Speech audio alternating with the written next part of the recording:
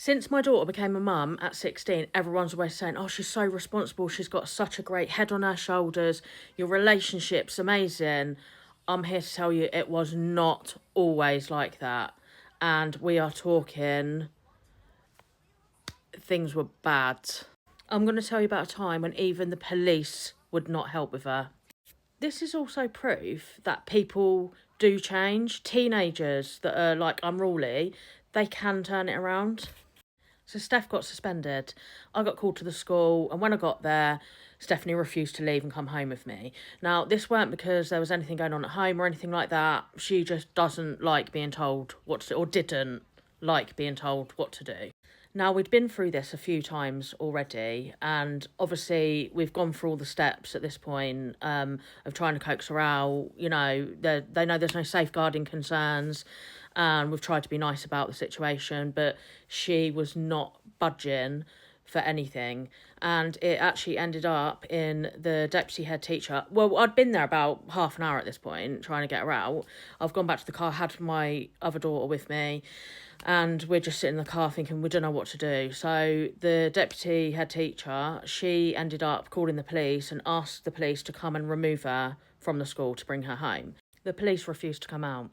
They said that they're not a taxi service and they just left us to it. Now, we're in a situation where I couldn't physically go in there and remove her because, number one, you're not allowed to do that. And number two, Stephanie's stronger than me. And so that weren't going to work. I had to think outside the box. I had used things in the past to try and embarrass her out, such as, if you don't come out, I'm going to come in there in my pyjamas and things like that. But these type of things were like wearing pretty thin by now. So it needed to be something like hard embarrassment to get her out today.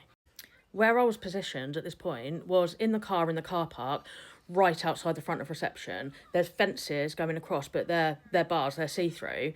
And then there's classes and things, you know, it's just a really big school, but there's like the front classes. So bearing in mind, people can see me. And also it was at a time when people were starting to come out to go like to their next lesson. My phone was connected to the car. I have downloaded a nursery rhyme playlist and I have wound down all of my windows in the car and I have whacked it up full blast. If you're happy and you know it, clap your hands. Woo hoo! If you're happy and you know it, clap your hands. Yee-haw! Everyone sing along. If you're happy and you know it. Who wants to sing with Steph's mum? Old MacDonald had a farm. I was beeping the horn as well and screaming much louder than that, but you get the gist. Stephanie came tearing out of that building like a bat out of hell and come up to the window and went, "You bitch." "Sorry, I can't hear you." And she's like, "Turn it off."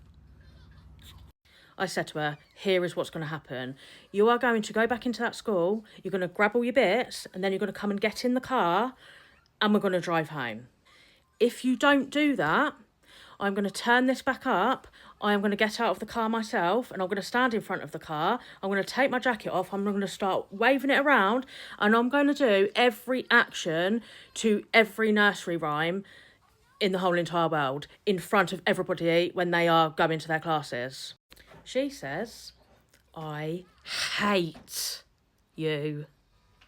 She went back in to get her stuff. The deputy head came out and I thought, well, here we go. Like, she's going to think I'm completely and utterly nuts. And she's going to think, no wonder why Stephanie don't want to go home. And she said, in all my years of teaching, I can honestly say I've never, ever seen that approach. But she's in there getting her stuff and it clearly worked. My other older teenagers, they loved it. They thought that I was a legend. That was not an enjoyable journey home, I can tell you that. But look at her now. She's amazing. Our relationship is amazing. And there's many more stories where that one came from.